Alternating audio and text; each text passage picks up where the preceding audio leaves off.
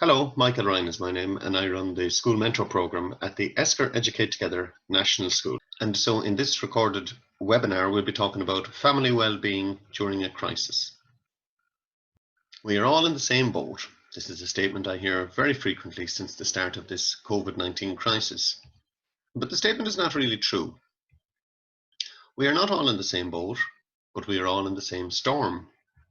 And the truth is, some boats are well fortified with a big crew, and other boats are smaller, more vulnerable perhaps, with a skeleton crew, and some people are in a canoe on their own. And this goes for all our communities, whether it's your school community, whether it's your work community, or just your physical community where you live.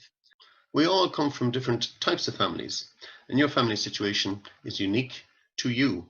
So it's important that whoever is in your family, that you look out for each other at this time. The unique nature of the stress during this coronavirus is unusual, but the virus in of itself has brought levels of stress. There's issues around the economy. Some people have exam stresses at this time. Others are stressed because their daily routine has been put out of kilter. There's an unpredictability around this whole thing. We're all worried, of course, about ourselves, about each other in the family, and about elderly people maybe that we can't get to see. And then there's just a sense of unsafeness also. There are people with masks and gloves. There's just a kind of an uneasiness. This whole thing, of course, a lot of the things we just mentioned, some people will be stressed, afraid, and frightened, whereas others are relaxed, carefree, and relatively unaffected. When we look at this, we see that on the left-hand side, everything is disordered, and how we like things to be is on the right-hand side. We like things to be uniform and routine and ordered. And we've had to kind of learn to live in this sense of disorder for the past while. Of course, some days will be like this in the house, all cheerful, all happy, but there are other days that are just the opposite. We have to learn to manage change.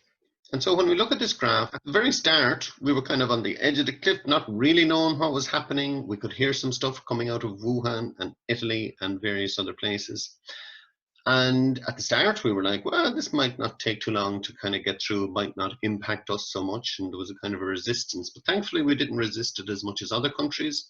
And we did start to put actions into place, which has paid off in the long term.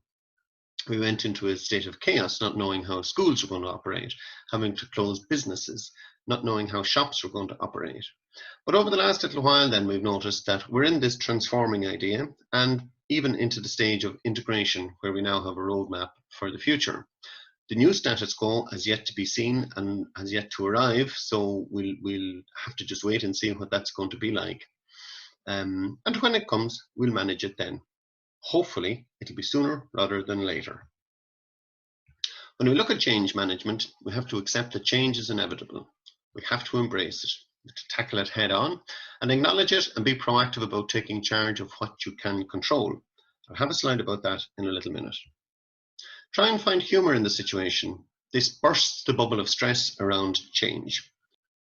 You've got to try and remind yourself at all times that you've successfully managed to deal with change and challenging situations in the past. And remind yourself you've gotten through 100% of the worst days of your life so far, and you'll get through this also. New routines have developed, and others will emerge in time. Congratulate yourself and others for their flexibility and commitment to these adjustments. When we look at this slide, we have to consider all of the things that we have already been through. And this slide changes quite frequently as new things occur. I'm not going to go down through each item on this, but perhaps when I'm finished the list, you might want to pause this video for a minute and just take a look at all of the different things that we've been through over the past, say, 8 or 10 weeks, and all of the different things that you've already gotten used to during this time.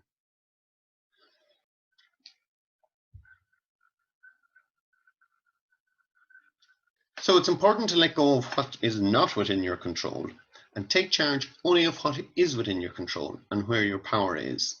So what are those things? Your family, your time, your own development, your behaviors, your connections, your spending, your space, your nutrition, your hygiene, your physical self, and your contribution during this time.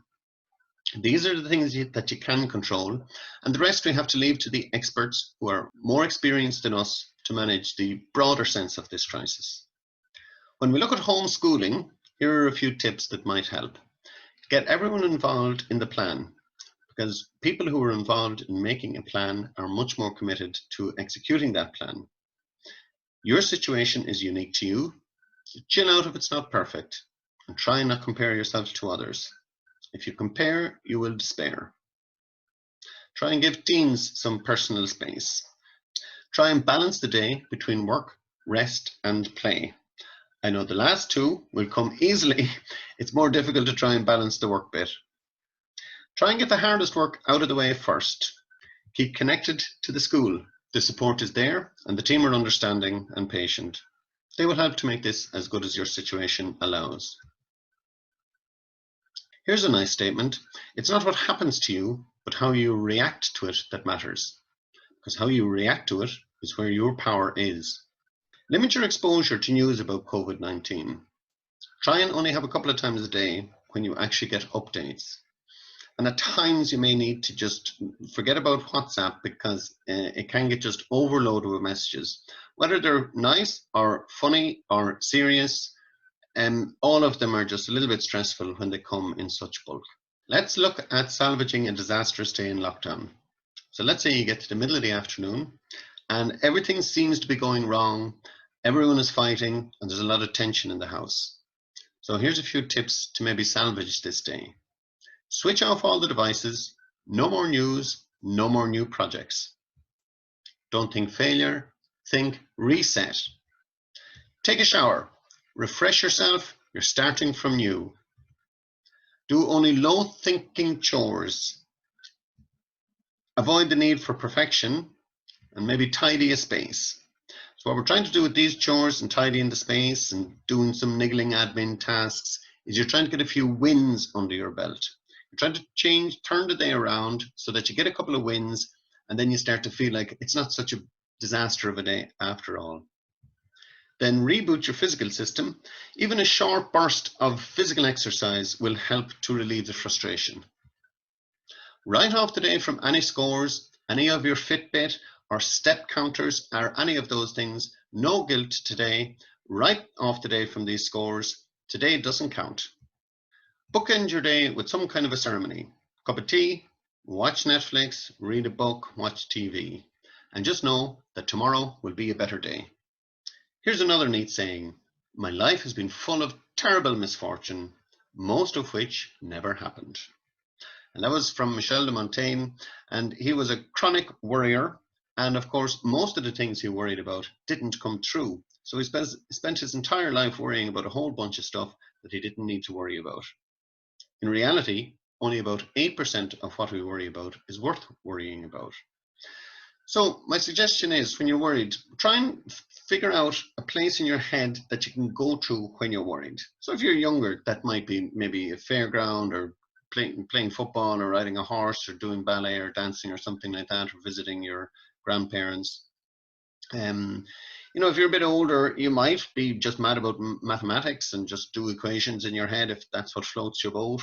Older people might want to think of a hobby that they do or something that they enjoy doing. And so just have that as a place to go in your head. Resetting your system is a great way of busting any anxiety in your system. So again, I would say during this time, maybe set a fitness goal for yourself. And by the end of this, you'll have upped your fitness levels and you'll have lowered your anxiety. Like I mentioned earlier, a good tip for any day in relation to anxiety busting is to do difficult tasks first thing in the morning. Because once you do them, they're not sitting on the back of your mind, annoying you and waiting to be done. Doing a random act of kindness is a great way to relieve stress also. Because what happens is you switch your attention from a negative thing into something that's more positive, and you feel like you're back in control, you're back doing something positive, and of course the other person benefits also. Practicing gratitude is another great way to relieve stress, because being grateful gives you power and mastery in a crisis. It banishes fear and replaces that fear with a positive feeling of being grateful for what you have. Taking up creative expression is another great way to relieve stress and anxiety. Whether it's learning an instrument, doing an art installation outside, writing, sculpting, poetry, anything that can bring out some creativity in you, great way to relieve stress. Of course, some people will wish to continue to worry. So what I would suggest is become a worried warrior. Do your necessary amount of worrying, but you also got to keep going and be as productive as you can. If there are any domestic disagreements in the house, here are a few tips to help with that. Decide to choose your battles. Maybe not everything needs to be argued about. Sometimes you have to decide, do you want to be right or do you want to be happy?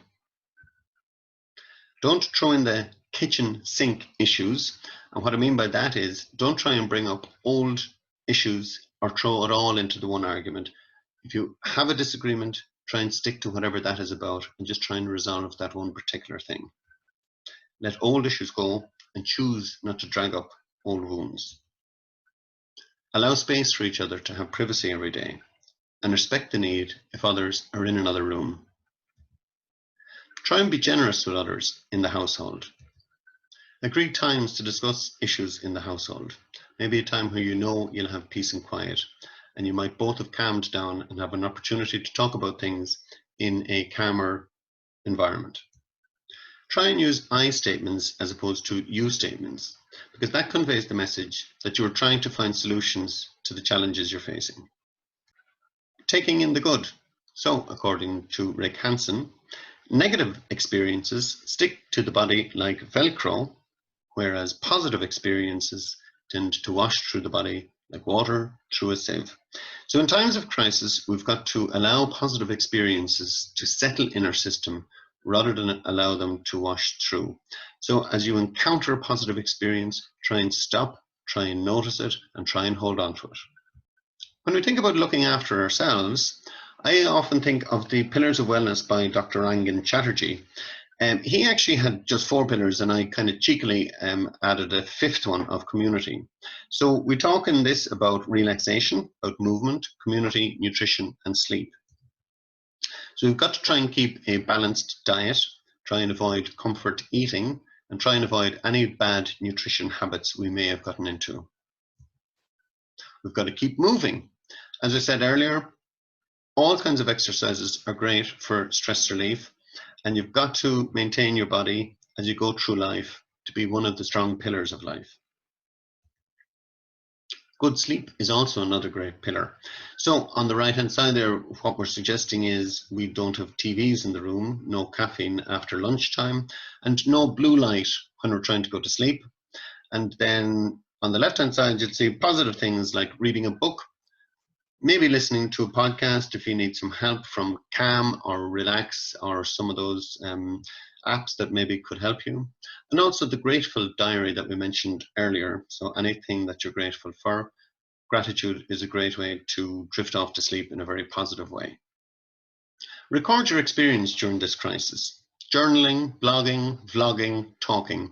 Any way to get any concerns, worries, and experiences out, it's great. And you'll have this as a reminder in later life to look back on and see how did you cope during this time.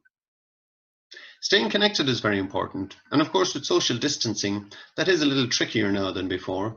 So you'll have to use all the tools available to you. Mostly they're going to be electronic tools to try and stay connected to your family, your friends, your colleagues, and your community. Set time aside each week to check in on each other, collectively and individually. You can do this easily over meal times, but sometimes we might need to actually schedule in times on a one-to-one basis to check in with everybody, or even as a group, just to discuss how things are going and just to make sure everyone is okay. As Winston Churchill once said, never let a good crisis go to waste. So this is a perfect opportunity for you to do something to be proud of at the end of this crisis. Get some goals to achieve. Now, goals should be specific, measurable, attainable, realistic, and time-bound. SMART, SMART goals. So these would be the 5 pillars that we spoke about earlier, plus also maybe a couple of creative things like learning an instrument, doing some art, learning to paint, or doing some renovations. And I want to wish you good luck in achieving those goals. So this is Michael Ryan from Esker Educate Together National School. I hope you got something out of that, and thank you for watching.